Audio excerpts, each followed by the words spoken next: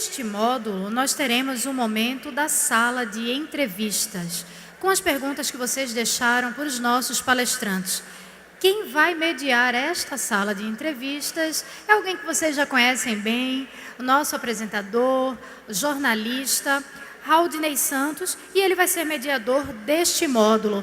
Então vamos chamar agora Haldinei Santos.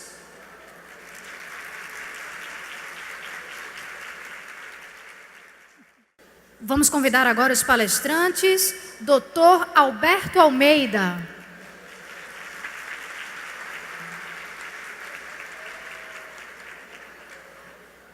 Convidamos agora também André Trigueiro.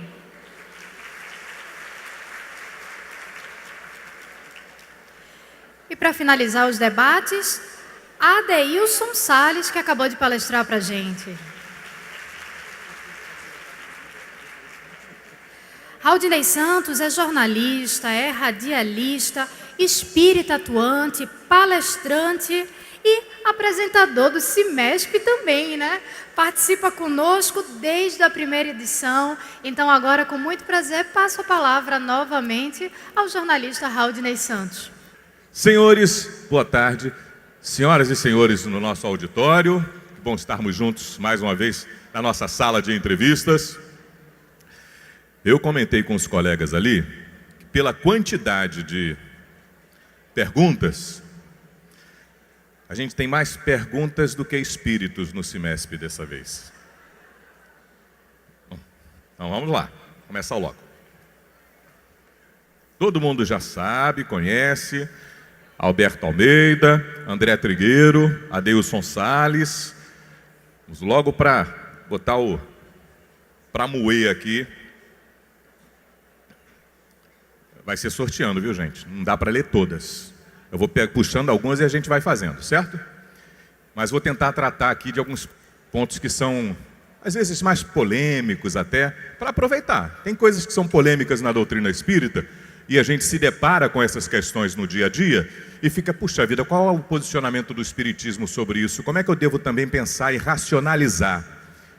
Ter um pensamento crítico sobre essa situação que é do dia a dia, atualidade.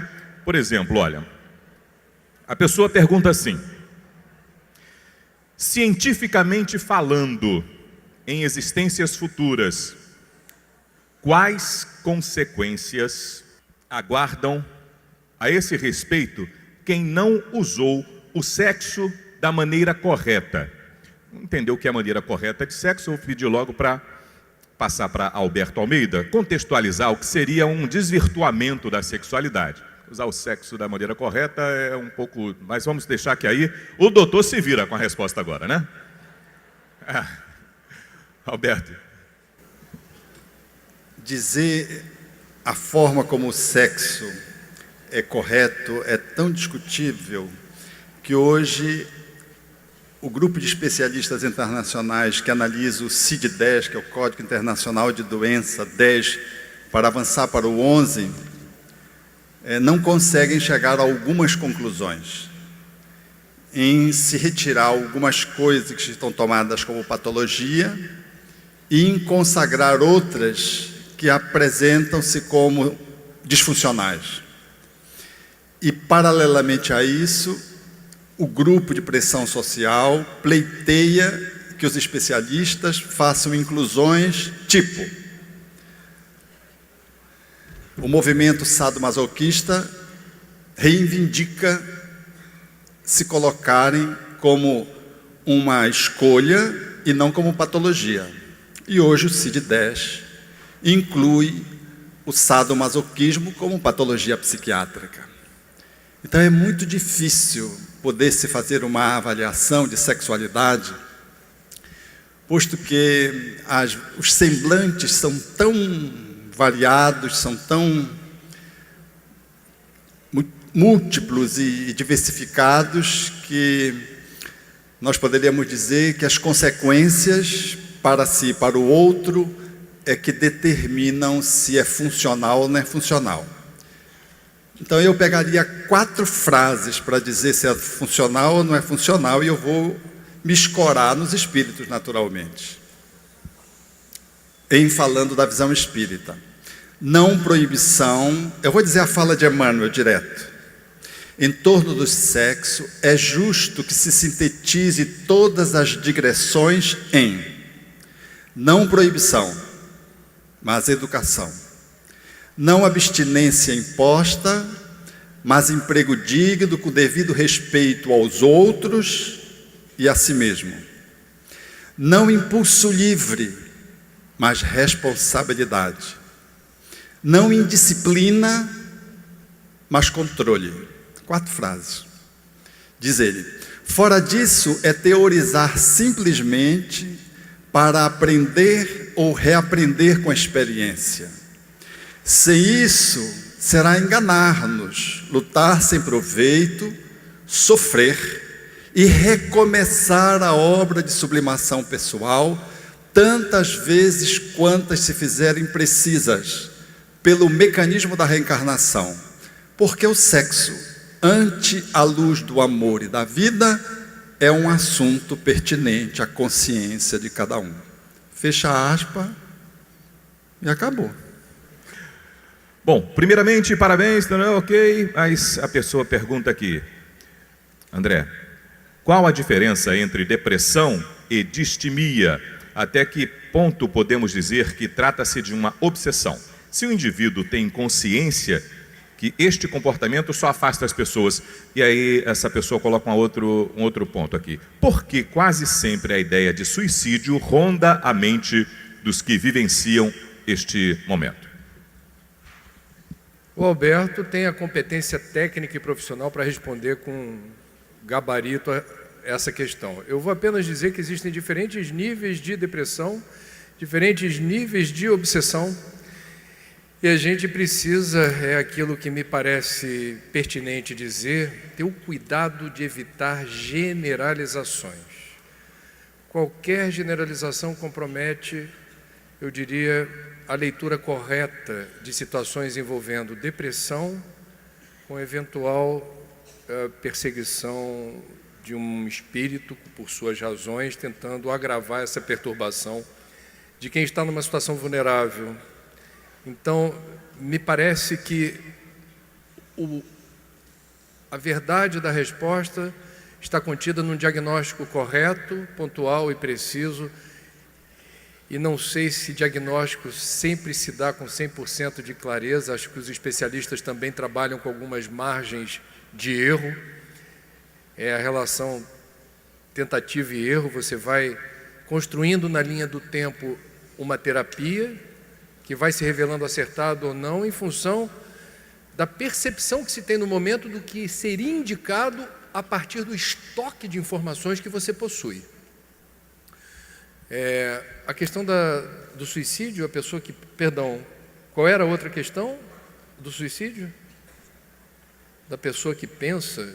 Sempre tem o raciocínio, a ideia de suicídio ronda a mente dos que vivenciam este momento. Seria a diferença aí entre depressão e distimia? Não, suicídio, até onde me foi possível passar, é uma ideia que todos nós temos, em algum momento da vida, e não necessariamente atrelado a patologias, ou a momentos de tristeza persistente ou depressão. Todo mundo, em algum momento da vida, ou mais de um momento, especula sobre... isso não necessariamente é uma ideação suicida que inspire cuidados. A especulação sobre o suicídio não deveria, em princípio, ser algo preocupante, porque faz parte da vida pensar na morte e faz parte da vida pensar no autoextermínio. Então, de alguma forma, a gente não deveria problematizar por princípio o pensamento em suicídio.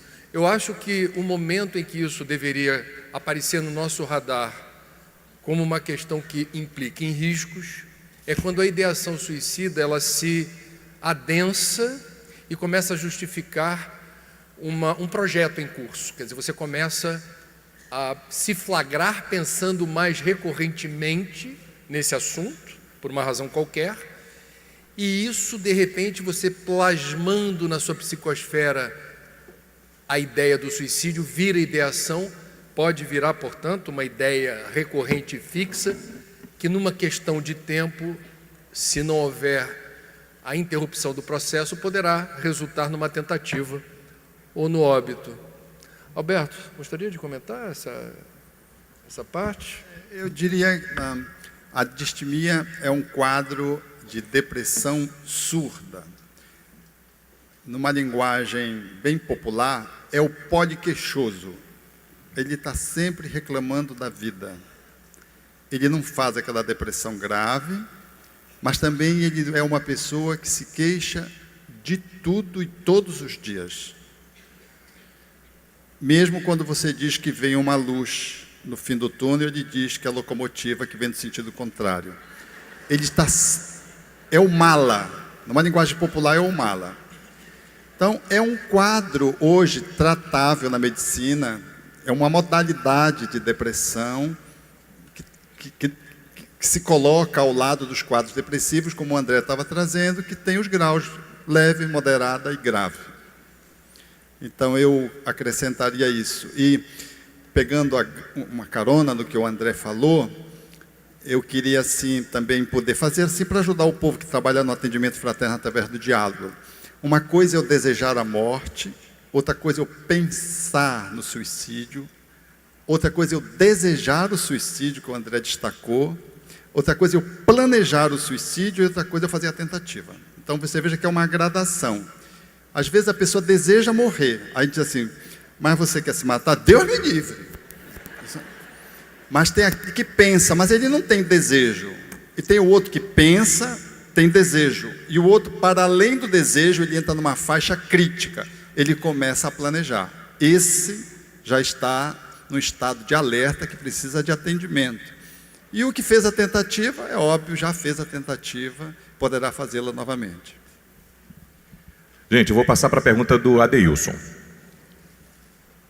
Amigo Adeilson, como buscar a transformação moral interior ante a influência do mundo exterior, que muitas vezes, diz a pessoa, até pode nos forçar a praticar o mal? Bem, buscar a transformação. Em primeiro lugar, a gente precisa aceitar com muita consciência a nossa humanidade. Nós não estamos ainda em condição de dar um salto, né, quantitativo e qualitativo no nosso progresso espiritual. A gente vai vencendo as batalhas, vai se aperfeiçoando com as quedas, vai aprendendo a não ficar identificado com o chão quando cai. Porque, como nós dissemos até na nossa abordagem, a vida realmente ela é cíclica. E alguns embates, eles têm o poder de fazer os nossos joelhos dobrarem. Mas a gente tem que ter uma consciência clara de que nós não estamos absolutamente sozinhos. Nós temos, sim, sempre um amparo espiritual e tudo mais, mas é imperioso que nós façamos a nossa parte. Porque quando faltam as forças e os joelhos dobram, sempre surge um sirineu no nosso caminho. Mesmo que momentaneamente surge alguém, uma mensagem, alguém que chega. Hoje, aqui nesse encontro, o sirineu é o Espiritismo. O Espiritismo é o sirineu nas nossas vidas. Todos estamos aqui buscando forças, aurindo energias novas para seguir vivendo e enfrentando os embates que a vida nos propõe. Todavia, as circunstâncias, quando elas nos obrigam, vamos colocar entre aspas esse obrigam, é porque nós estamos suscetíveis àquela tendência. Ainda existe em nós a predominância daquele hábito, daquela paixão, daquele vício que nos impulsiona na direção de promover atos dos quais nós iremos nos arrepender depois. Então é preciso ter clareza, a gente vai continuar errando, vai continuar se equivocando, mas é importante que a gente tenha a clareza de que a vida é feita de lutas. Eu lembro de um amigo meu, na verdade foi a pessoa que me encaminhou no Espiritismo, a esposa dele está aqui presente. Eu encontrei ela e fiquei muito feliz ao vê-la aqui. Ela é de São Paulo, lá da minha cidade, do Guarujá. Ela é pernambucana, foi para lá, eu sou paulista, de lá vem para cá. E o esposo dela, que está já na pátria espiritual, ele sempre dizia para mim assim, em tom de procurar me erguer diante dos embates e das minhas quedas. Ele dizia assim, ele me chamava pelo sobrenome, ele fala assim, Salles, Salles, nós somos obsessores em progresso. Então, a gente tem que ter essa consciência, nós temos possibilidades, principalmente potencialidades de já iniciar uma transformação. Mas como eu escrevi no livro, né, nós temos os nossos inimigos íntimos. Eles surgem porque ainda reside em nós a gênese daquele mal, a origem daquele mal. E nós estamos aqui, é claro, procurando combater para, degrau em degrau, vencendo hora a hora, nós irmos superando as dificuldades, a adversidade e o mal que reside em nós mesmos. Vou passar uma pergunta para Alberto. Doutor, quais as consequências da mudança de sexo na visão espírita? Essa é uma questão palpitante dos nossos dias, que envolve a transgenitalização advogada, buscada por muitas almas que estão num processo de inversão para além do quadro do travesti, porque quem busca nesse lugar esse tipo de intervenção traz uma relação com a sua genitália de aversão. Às vezes o toque, a pessoa não consegue tocar. Há um profundo repúdio à sua sexualidade. O travesti, ele não quer abrir mão da sua genitália. Ele é um andrógeno mental e ele vive dentro do seu corpo e experimenta as duas posições.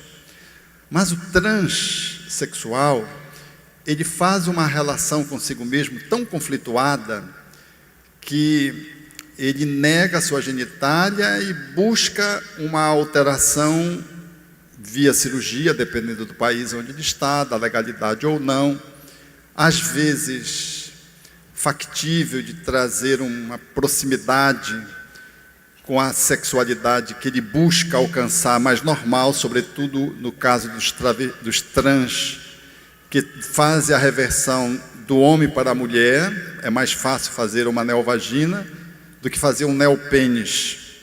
É muito difícil essa intervenção. E essa busca, talvez ela nos ajude a pensar desse conflito que o espírito vive dentro do corpo. Como nos abordamos de manhã, a seleção do espermatozoide é uma seleção que tem ascendentes espirituais. Pelo que eu escolhi um espermatozoide X ou escolhi um espermatozoide Y, que fecundou um óvulo X. Então, essa é uma situação muito dramática.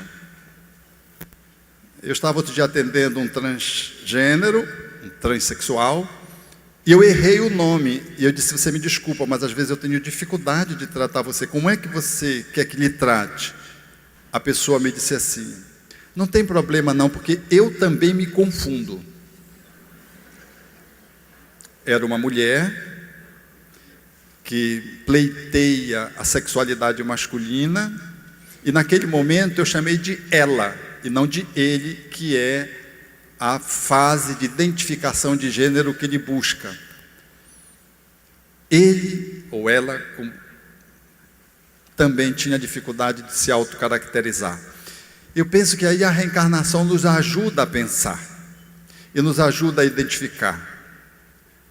Eu disse para um outro transgênero: como é que você explica você ter vindo mulher e pleitear ser homem? Qual é a explicação que você encontra mais plausível? Ele me disse de bate-pronto: reencarnação. Eu nasci errado. Eu digo: como é que você aprendeu isso? Isso é o de espiritismo. Então, o espiritismo nos ajuda a entender o conflito. O conflito é muito dilacerante. E acho que a relação de respeito com essas pessoas, ela precisa transcender o nível do preconceito que nós estabelecemos com elas, sejam aquelas que buscaram a transgenitalização ou não, porque é muito dramático, muito dramático. Como nós vemos uma Roberta Close, por exemplo, no país, pleiteando a sua, na época, mudar a sua identidade, sendo vedada e passando os constrangimentos, a despeito de pousar para Playboy como mulher. Você veja a contradição. Então a gente rejeita algumas pessoas, que é o nosso vizinho, a nossa vizinha, ou alguém que entra no nosso raio de relacionamento, Mas a gente aceita, às vezes, algumas figuras que são ícones internacionalmente, e a gente aceita com uma facilidade, porque é um ícone internacional, tipo Madonna. Madonna é uma figura muito controvertida na sua postura, na sua colocação, mas a relação com a Madonna parece que é suave. Mas a vizinha, que tem uma dificuldade de identificação, que tem uma dificuldade de orientação afetiva sexual, que ela revela que não combina com a sua forma de pensar. Então eu penso que o Espiritismo nos ajuda, para além de explicar as causas, o manejo, que eu reputaria na forma do respeito, de lidar com essas almas, o conflito diário, o drama diário, você olhar para o seu corpo e dizer: esse corpo não é meu, eu não sou homem, eu não sou mulher. É dramático todos os dias você olhar para isso e ver um achincalhe de alguém, ver uma sanção policial de alguém. Eu penso que o Espiritismo nos ajuda a entender e a caminhar numa direção, seja aquele que é o portador dessa inversão. E aí eu quero remeter você que perguntou para ler Alexandre, Missionários da Luz. Eu quero remeter você a ler Félix no livro Sexo e Destino. E eu quero remeter você a ler Silas em Ação e Reação. Esses 3 livros, eles tratam da inversão, através da psicografia do Chico. Ele nos traz muitas luzes para que possamos entender, à luz da reencarnação, esse processo e como lidar com isso. E a nós outros que estamos no caminho, nós precisamos olhar para o outro e lembrar da fala de Jesus: atira a primeira pedra aquele que não tem erro. Eu acho que isso vai nos ajudar a lidar com as nossas resistências internas, com o nosso preconceito, às vezes, que é voraz, devastador, para almas que às vezes trazem conflitos, buscando ou não a transgenitalização, ou que já fizeram esse caminho, que é sempre um caminho espinhoso, porque as respostas são sempre muito empobrecidas, porque a anatomia e a fisiologia, por mais que você faça uma intervenção, ela nunca fica igual à natureza habitual de alguém que nasceu naquele gênero. Então, por tudo isso, eu penso que nós temos no Espiritismo uma doutrina que nos favorece a tolerância, a compreensão, mas, sobretudo, o respeito àquele que não funciona do jeito que a gente funciona. Obrigado, Alberto. Eu gostaria de fazer um adendo, só uma colaboração. Vale, uma sugestão também de leitura feita pelo próprio Allan Kardec, na Revista Espírita, de 1860. Quem quiser conhecer um pouco, e esse artigo de Kardec ajuda muito, lança muita luz. Na Revista de janeiro de 1860, Allan Kardec escreve um artigo chamado A Mulher Tem Alma. E nos 5 últimos parágrafos desse artigo, que é relativamente longo, ele fala a respeito das consequências da permanência do espírito reencarnando com o mesmo psiquismo, né, como várias reencarnações como homem, ou várias reencarnações como mulher, e ele ajuda muito a esclarecer no sentido, nessa questão, com relação àqueles que experimentam essa condição evolutiva. Isso não é um castigo, não é uma aberração, não é pecado, não é crime, é uma experiência evolutiva. Vamos botar mais lenha nessa fogueira? André, por que o espiritismo kardecista, a pessoa coloca? Eu estou fazendo a pergunta de acordo com o que a pessoa está colocando, porque a gente já percebe a forma de raciocinar. Espiritismo é espiritismo, não é kardecista. Espiritismo é espiritismo, né? Mas estou colocando para que a gente entenda já o que todos nós, às vezes, temos dificuldades de até falar sobre a doutrina que abraçamos. Mas a pessoa diz: por que o espiritismo kardecista não reconhece os espíritos dos pretos velhos, caboclos e orixás como espíritos de luz? Eu desconheço o preconceito por princípio numa casa espírita que segue as obras básicas em relação a certas entidades que são aquelas mais referenciais para outras tradições.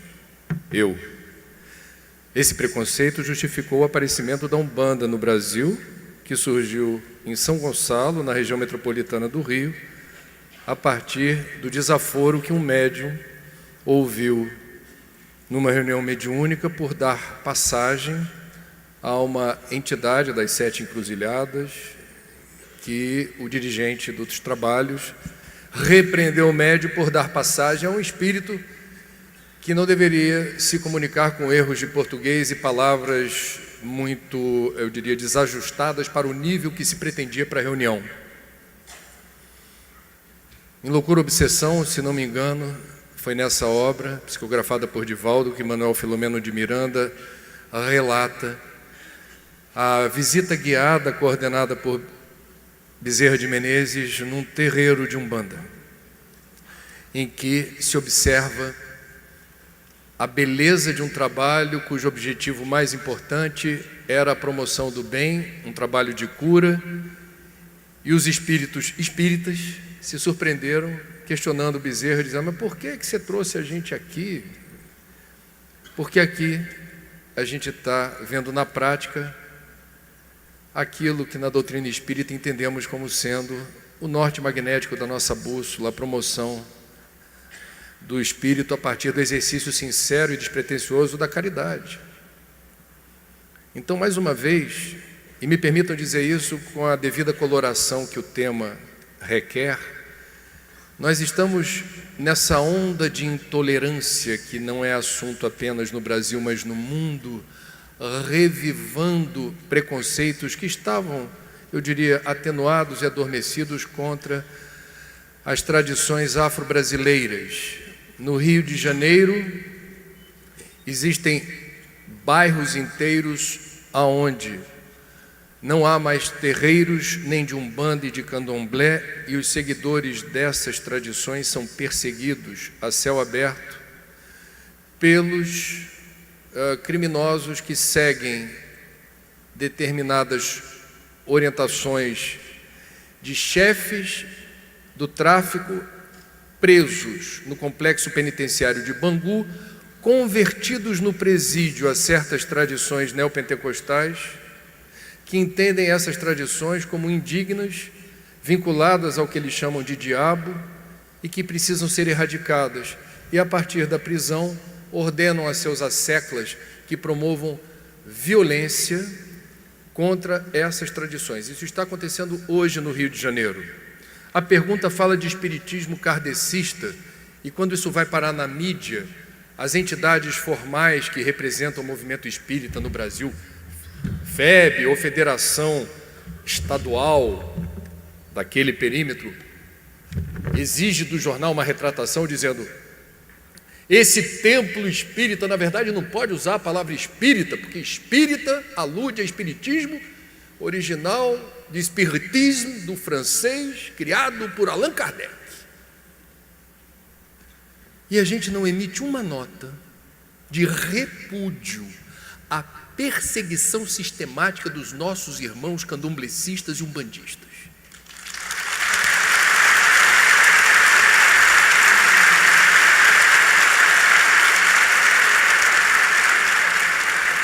Isso é importante porque nós já fomos perseguidos.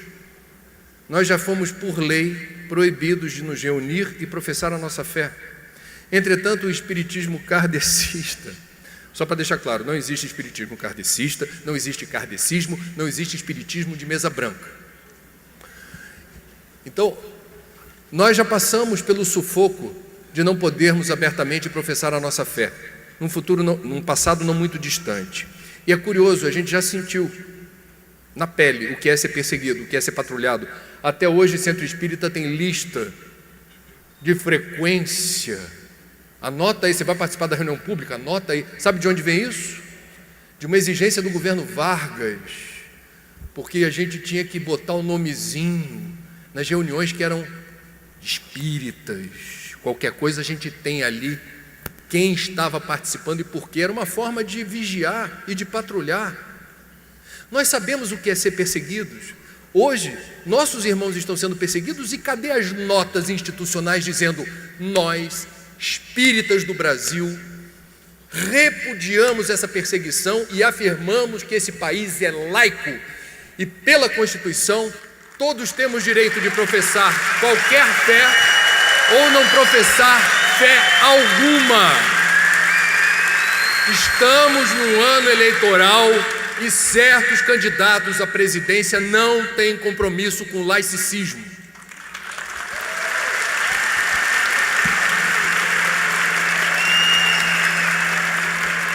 Muito bem. Adeilson, é possível querer alguém voltar ao mundo espiritual, falando aqui da alma, né? Alguém encarnado, né? Voltar ao mundo espiritual e não ser esse um pensamento suicida? Repete. É possível alguém querer voltar ao mundo espiritual e não ser este um pensamento suicida? No Evangelho segundo o Espiritismo, existe uma mensagem que fala sobre a melancolia. A melancolia é um estado de tristeza que a gente experimenta, um certo desgosto. É a mesma coisa, às vezes, hoje eu estou aqui no Nordeste já há 5 anos, né? Paulista aqui no Nordeste, então eu já estou paulistino, já estou deixando de ser paulista, estou mais para nordestino do que paulista. Às vezes me bate uma melancolia com a saudade da minha terra, de São Paulo e tal. É uma melancolia que me bate. A minha família, parte da família está lá e tal. Existem sentimentos melancólicos que nos visitam, que nos dão o desejo de voltar para casa. Como nós somos originários da dimensão espiritual, nós estamos apenas passando por aqui, é natural e não deve criar um sentimento de alarde ou de preocupação, o desejo dessa tristeza que essa melancolia que o próprio Evangelho trata, nos falando desse anseio por voltar para as paragens que as lembranças não são claras no momento, que é uma clara manifestação do desejo de vivenciar e de voltar para a nossa casa original. Nesse momento, nós estamos em sala de aula. Daqui a pouco, quando nos deitarmos para dormir, né, nós estamos em sala de aula, nós vamos para o recreio na hora do sono. A gente se desprende, volta um pouquinho para casa, mata um pouquinho a saudade, mas é claro que numa vida atribulada, com tantas dificuldades, né, com tantas cobranças, esse sentimento possa visitar a nossa alma. Mas desejar voltar para casa, é claro que não manifesta o desejo de se auto-aniquilar. Isso é muito diferente. Então isso tem que ficar bem claro. Mas alguns pensamentos que transitam a nossa mente, o nosso psiquismo, eles são absolutamente naturais. Se forem pensamentos ruins, a questão é não alimentar e procurar mudar o foco e estar sempre em atividade de maneira a alimentar pensamentos nobres. Pergunta para Alberto Almeida. Uma mulher saudável, Alberto, que pode gerar filhos naturalmente e por escolha própria não deseja ser mãe, essa decisão pode ter consequência espiritual? Queria antes fazer um adeno ao que o Adeilson falou em relação à pergunta. Eu lembrei de um amigo que perdeu o filho, com o qual ele tinha um vínculo visceral, apesar de não ser a mãe, porque a mãe é que tem um vínculo umbilical, né? Mas ele tinha um vínculo visceral de amor com esse filho. Esse filho desencarnou, fez um câncer, muito jovem. Ele vivia uma pane no avião, e o amigo dele apavorado, e ele numa serenidade absurda. E o avião conseguiu pousar, e o amigo estranhou, e disse: puxa, como você tem fé, você ficou tranquilo, você é espírita. Ele disse: sou. Você ficou absolutamente sereno. Ele disse: fiquei. Aí esse amigo me disse: Alberto, eu fiquei com vergonha de dizer para ele que eu disse: agora eu vou encontrar meu filho, esse avião vai cair. É curioso isso, né? E ele me colocou isso num viés de poder estar reolhando, para dar um novo significado à vida dele, para que esse sentimento de desejo de encontrar o seu filho não funcionasse inconscientemente, até modelando uma patologia.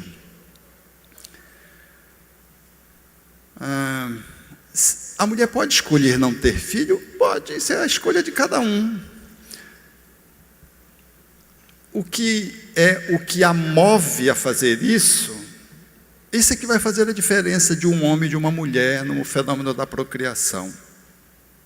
Se um casal casa, ao casar, define que não vai ter filho, porque o mundo é um mundo cão e eu não vou botar meu filho para ser devorado pelo mundo, está aí o motivo pelo qual ele não tem filho. Ele não pensa, bem, eu vou colocar um filho para mudar o mundo, ele tem medo que o filho dele seja engolido pelo mundo. Vejo que são orientações, perspectivas diferentes. Mas a gente não é só mãe quando procria. O fenômeno da maternagem, da paternagem, ele transcende o aspecto biológico, que nos ensina a desenvolver esse fenômeno cocriativo da criação, de refazer, a exemplo do divino, o mundo, gerando no processo de cocriação um ser. Mas há muito mais maternagem, mulheres, que geram outras formas criativas no mundo, no campo da arte, da política, da cultura, da assistência social, e que não têm filho biológico, fizeram uma escolha. E a escolha, às vezes, embutiu até uma escolha bem consciente, não quero ter filho biológico. E, às vezes, eu não quero ter filho biológico porque eu quero seguir esse objetivo. E o objetivo é muito mais transcendente do que alguém que simplesmente procrie porque está transando e casou. Então, eu acho que a gente precisa refazer o nosso olhar para sair desse automatismo com o qual a gente, às vezes, sim, fica emparedado de normalidade e anormalidade. O ato de ser mãe, de lidar com essa energia da maternidade, alguém pode, quem é menos ou mais do que mãe, do que uma pessoa que, por exemplo, atua como professora de escola pública hoje.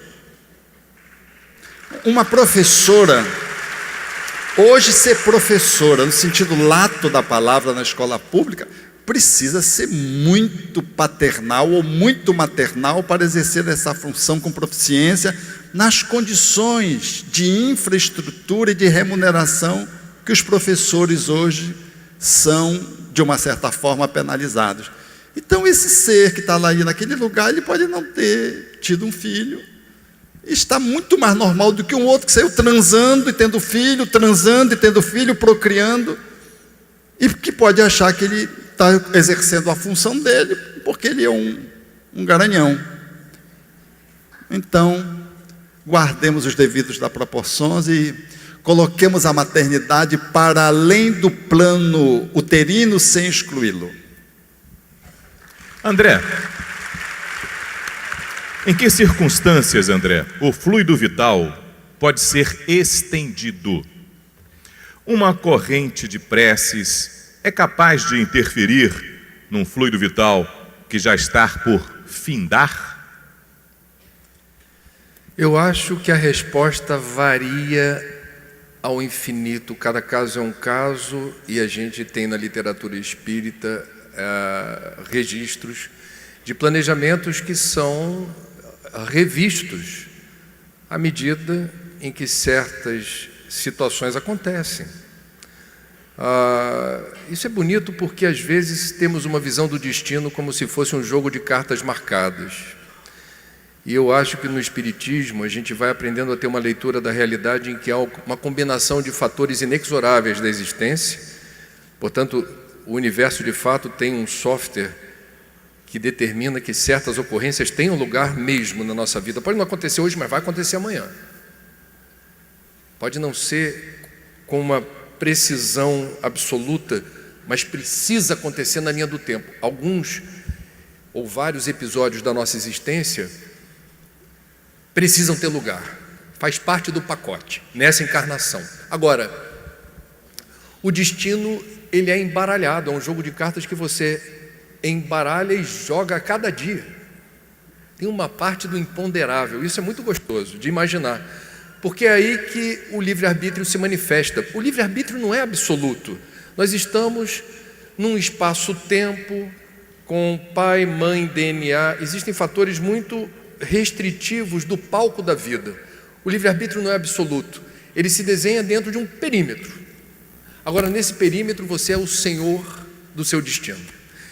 E aí, sim, é possível negociar. Eu acho que isso, até onde eu entendi esse assunto, isso acontece com alguma frequência, e isso leva em conta inúmeras variáveis que podem ser em favor da coletividade, podem ser em favor do cidadão que precisa de mais tempo para executar uma determinada tarefa e ele tem mérito para isso, fica chato deixar para outra encarnação.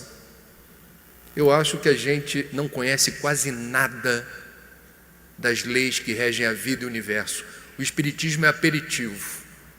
A gente tem que se recolher à nossa humilde condição de aprendizes da vida. A gente está no jardim de infância espiritual. Somos egressos do reino animal e os instintos ainda são tão prevalentes nas respostas que a gente dá no dia a dia. Por vezes me parece que nós espíritas, e saibam que em outras pessoas não espíritas falam isso de nós.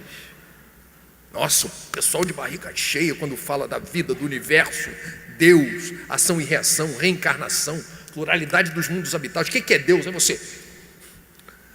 Causa primária, inteligência suprema, causa primária de todas as coisas. Parece que você está definindo Deus de forma absoluta. É uma definição pobre, paupérrima sobre o que é Deus. E aí eu evoco, não tem nada a ver com o espiritismo, o taoísmo, que é muito inspirador para mim nesse sentido. O nominável que se pode nominar. O inominável que se pode nominar não é o inominável. Então, com toda humildade, eu compartilho com vocês uma opinião. Eu sou muito grato ao espiritismo. A cosmovisão espírita é muito rica, muito sofisticada. Estamos no jardim de infância espiritual.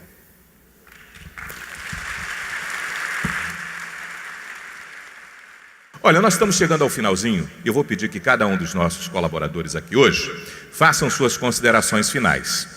Então vou começar por Adeilson Salles. Cada um dos três tem 5 minutinhos para fazer suas considerações sobre o que acham mais importante amarrar nessa participação de vocês aqui, ok? Nesse momento do semestre. Adeilson.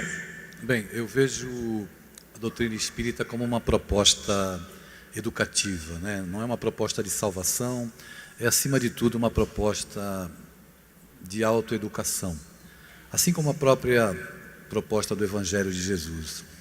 Então eu sempre cito, quando eu falo sobre educação, o livro do Vinícius, o mestre na educação, publicado pela FEB, que ele diz que os sacerdotes do futuro, né? Porque eu penso que o espiritismo não vai salvar o mundo, nem o catolicismo, nem o protestantismo, nem o islamismo e tudo que é ismo. Eu tenho uma crença profunda de que fora da educação não há salvação. A educação do ser integral. E nessa compreensão, Vinícius diz no livro dele que os sacerdotes do futuro serão os professores de uma educação bem compreendida. E isso é muito claro quando eu penso em espiritismo. Evidentemente, eu concordo plenamente com o André, porque nós somos ainda analfabetos em questões espirituais. Mas um evento como esse propõe e promove aqui um momento em que a gente possa refletir, em que a gente possa se unir, não é? Se amparar mutuamente como criaturas em processo de aprendizado constante e sem fim. Com relação à dor, como diz o meu amigo Richard Simonetti, que eu citei, a dor é o sino de Deus que plange, e quando plange, toca para despertar a alma.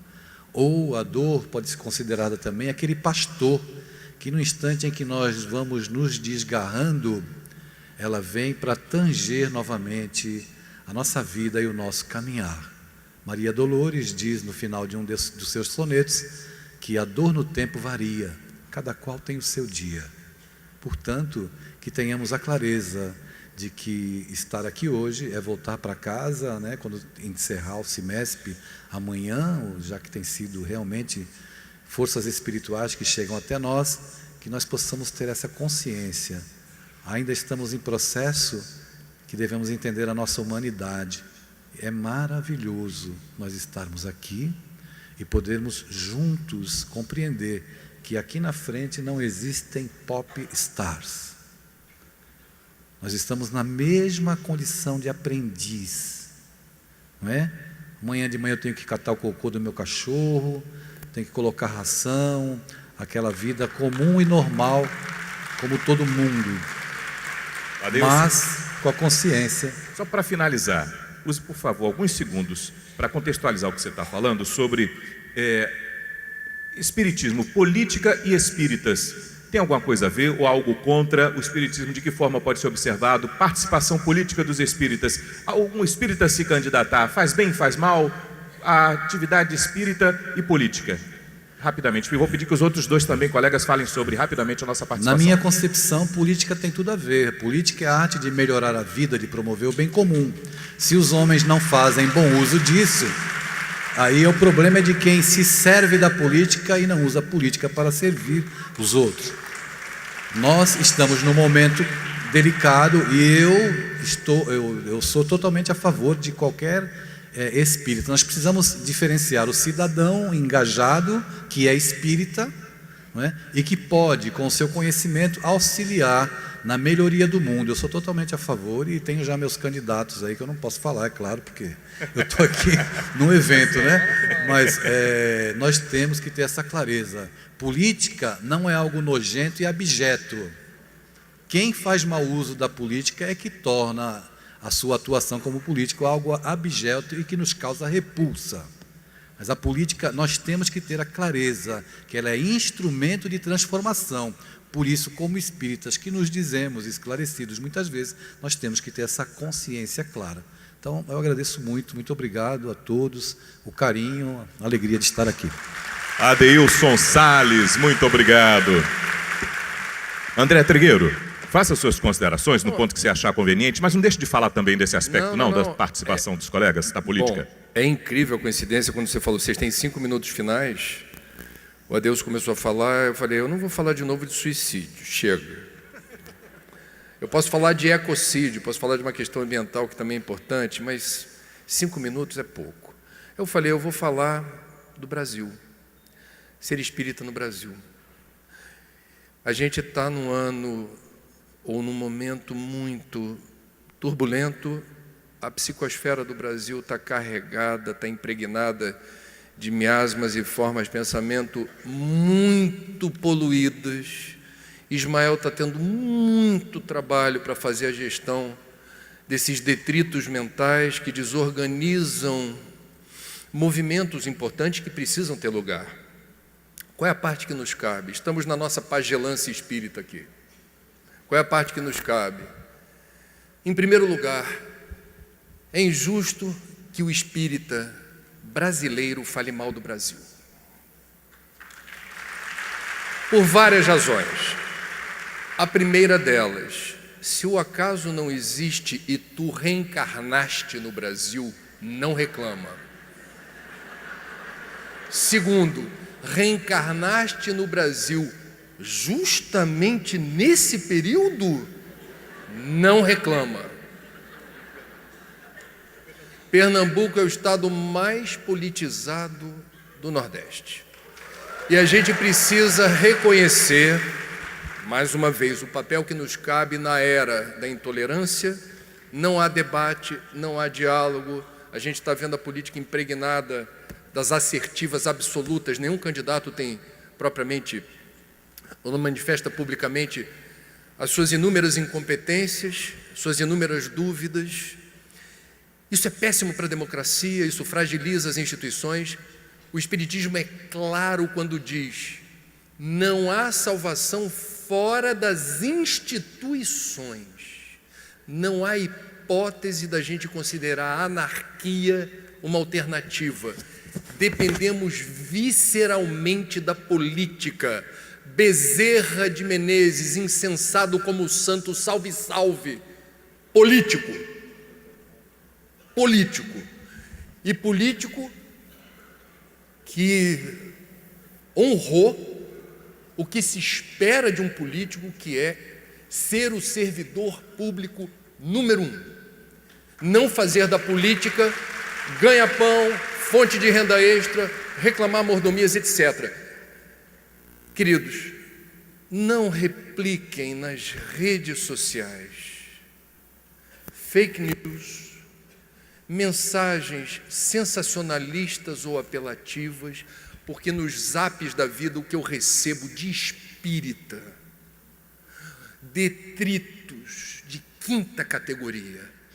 Não sei sob qual pretexto se faz isso, não sei qual é o serviço de utilidade pública da gente passar adiante aquilo que não inspira, não edifica, não acrescenta rigorosamente nada à percepção da realidade, da situação da política, da situação do povo.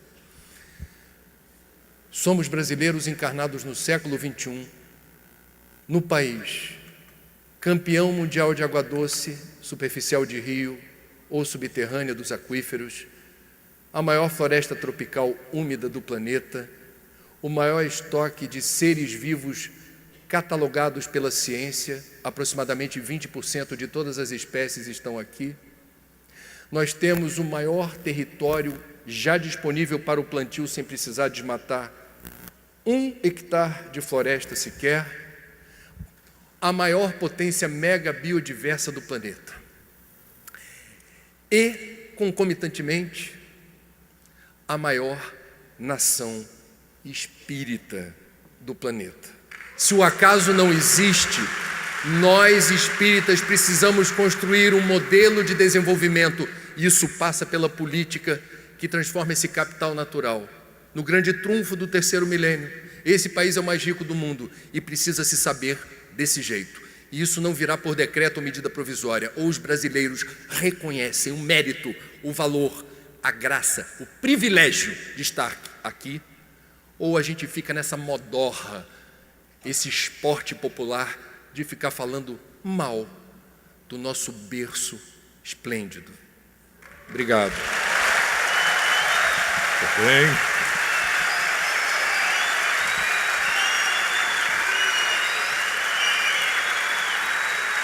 Olha aí.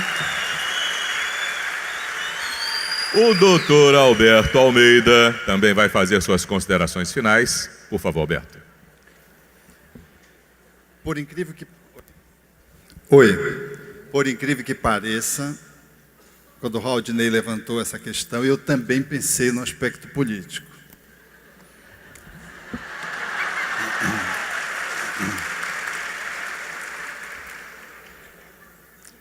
Mas antes de falar, eu queria falar um ponto que no autógrafo foi reincidente hoje pela manhã, sobre o aborto.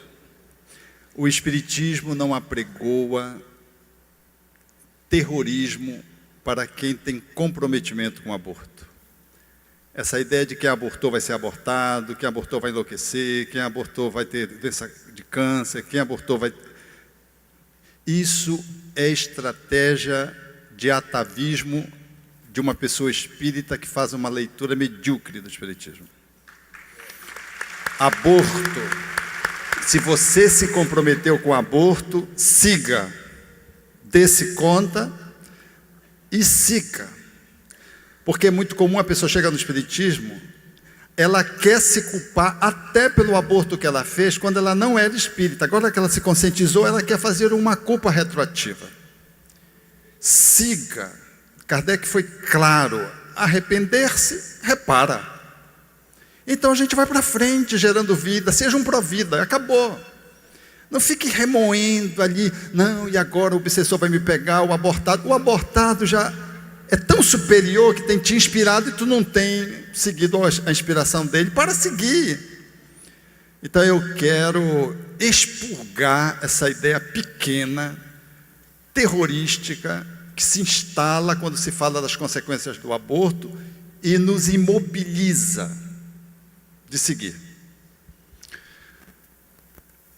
Considerando o aspecto político, eu quero lembrar que Bezerra nunca ascendeu a uma condição maior porque ele falava contra o status quo do seu tempo. E ele não tinha ninguém para bancar a candidatura dele. Eram as pessoas que ele ajudava que faziam com que ele ficasse reeleito dentro de um patamar que não era aquele que hoje nós poderíamos colocar para fazer as equivalências no nível de um Senado, no nível federal. Mas eu queria dizer de um sonho de Kardec, Raudinei, para poder concluir. É numa fala de Humberto de Campos, que Kardec, certa noite, impressionado com um sonho de Lutero sobre o paraíso, ele saiu do corpo e viu gemidos, gritos, e perguntou quem eram aqueles que estavam lá. Há um anjo que lhe tutelava.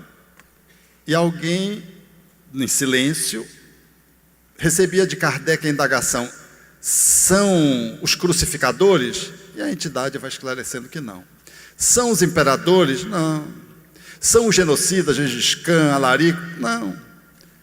E depois de Kardec esgotar as perguntas iniciais, o Espírito diz assim: são aqueles que conheceram a verdade, o bem, e não viveram.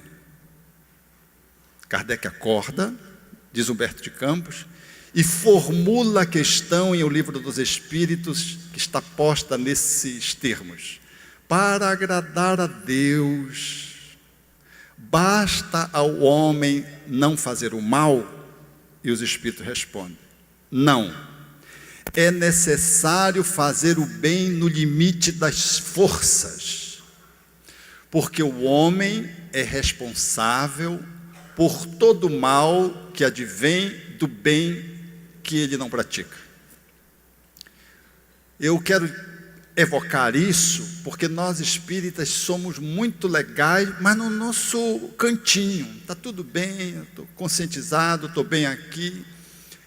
Esse engajamento político, e eu não estou falando de política partidária, muito embora inclua, porque tem gente que tem tendência, que reencarnou com projetos para ingressar na política partidária e que deve seguir esse caminho devorador, difícil, árduo. Então nós somos tímidos, como os Espíritos disseram. O mal é audacioso e intrigante. A gente está muito bem no nosso cantinho, olhando e falando mal do que o que está acontecendo. Então, quando eu vejo o André aqui quase levantar, e nas falas dele, esse jeito dele enfático, eu quero dizer, André, que eu gosto muito desse jeito. Ele se insurge, incorpora nele mesmo e esbraveja aquilo que ele vê. Eu penso que quando do movimento espírita, com a doutrina que nós temos, para agradar a Deus é necessário fazer o bem no limite das nossas forças, com ousadia. Uma manifestação, nós precisamos nos colocar no mundo. Nós somos muito simplórios, tímidos, dormentes. O sal veio para salgar e a candeia para ser colocada em cima, nem embaixo da cama. Jesus posicionou. A cidade tem que ficar lá no monte para ser vista, não é para se mostrar, não é uma manifestação de narcisismo egóico, é para poder proclamar o bem público, não só o privado. Nós somos umbilicados no bem que nos faz bem, mas e o bem público? Que se não acontecer, não volta para você. Então eu entendo que nós somos chamados a sermos espíritas na via pública, politicamente, no sentido de que você é um profissional, você é um cidadão, você está inserido em vários grupos sociais, e ali você precisa se colocar as suas ideias, e fazer valer o seu pensamento, e proclamar, socializar esse conhecimento maravilhoso que nós temos, com uma prática correspondente possível, com todas as nossas contradições, mas isso está faltando para que o berço esplêndido se converta em pátria do Evangelho. Muito obrigado, Alberto, André Trigueiro, Adeilson Salles. Merecem nossos aplausos, não é verdade?